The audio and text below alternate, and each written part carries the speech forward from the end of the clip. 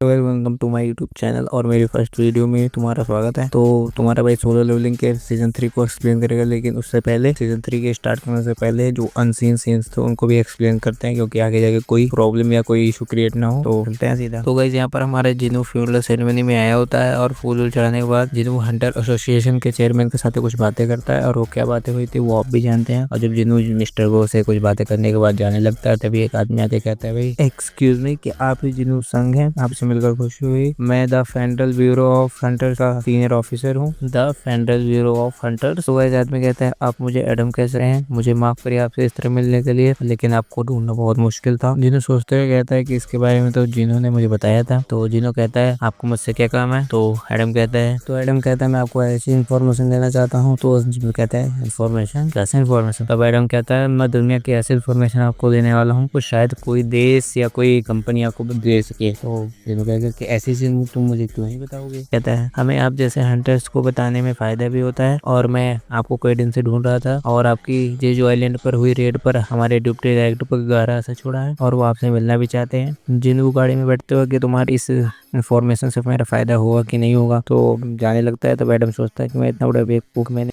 अरे कहना क्या चाहते हो? मैंने मेन चीज तो लॉन्टे को बताई ही नहीं। तो एक ही शब्द कहता है, अपग्रेड। तो जिन्हों समझ जाता है। तो जिन्हों कहता है, अपग्रेड या कोई ऐसा भी बंदा है कि जो वही किसी बंदे की एबिलिटी को बढ़ा सकता है। तो वही वो थोड़ा कंफ्यूजन में चला जाता है कुछ देर के लिए। तो गाइस हमारा जिन्हों एडम के साथ जाने के लिए तैयार हो जाता है, और वो जब एंड पहुंच जाते हैं तो वो एंटर करते हैं। एक पीले बाल वाला बंदा जिन्हों को देख कर देता है, आपसे मिलकर खुशी हुई, मेरा नाम है माइकल कॉर्नर, और मैं द फेडरल ऑफ, मतलब जो भाई कंपनी का नाम है उसका मैं डिप्टी डायरेक्टर हूँ, जिसकी बात वो एडम कर रहा था। तो माइकल कहता है कि मैं सीधा मुद्दे की बात करता हूँ, ये है इमिग्रेशन डॉक्यूमेंट। तो जिन दोनों को इमिग्रेशन डॉक्यूमेंट का मतलब नहीं पता, उनको मैं बता दूं कि इस डॉक्यूमेंट का यूज होता है किसी भी कंट्री के नागरिकता पाने के लिए। और माइकल कहता है, ऐसे तो इस काम को 1 से 2 साल लग जाते हैं, बट आप एक शब्द कहिए, हाँ कहें, बस हम आपका काम ये सेकंडों में कर देंगे। और जिन्हों मन में सोचते हुए कहता है कि मिस्टर वाइट, मतलब कि मिस्टर वाइट भाई उस बंदे को कह रहा है एडम को। तो एडम ने कहा था कि किसी बंदे की, मतलब किसी भी हंटर्स की एबिलिटी को हम बढ़ा सकते हैं। तो जिन्हों कह बैठता है कि भाई क्या ये सच में पॉसिबल है कि किसी भी हंटर्स की एबिलिटी को बढ़ाया जा सकता है? पीले बाल वाला फिर से मुस्कुरा कर कहता है कि हमारे पास एक ऐसा बंदा है जो किसी भी बंदे की, मतलब किसी भी हंटर्स की एबिलिटी को बढ़ा सकता है। तभी एक बंदे की एंट्री होती है तो हमारे जिन्हों को महसूस हो जाता है। तभी एमएस नॉर्मा सेलर नाम की आंटी की एंट्री होती है, और जिन्हों सोचता है कि इसकी वाइफ सबसे अलग है। पीले बाल वाला बंदा कहता है, एमएस सेलर अपनी एबिलिटीज को मिस्टर संग को एक्सप्लेन कीजिए।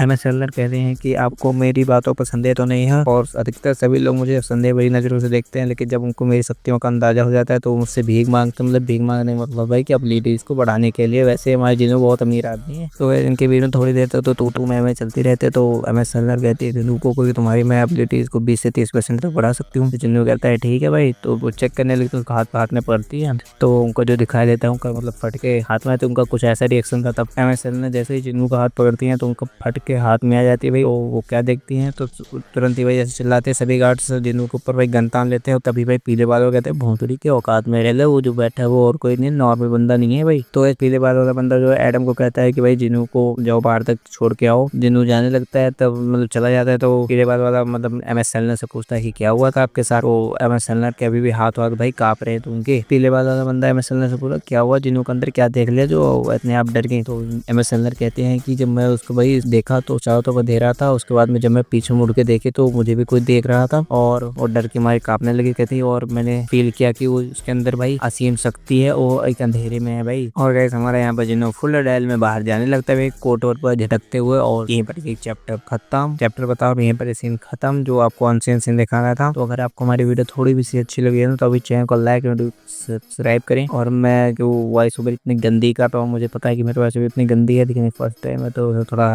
एडजस्ट करना। अगली बार से मैं ट्राई करूंगा कि बेस्ट वॉइस ओवर करूं। और तब तक के लिए बाय। और कमेंट सिस्टम में देख रहे हो क्या मैं बोले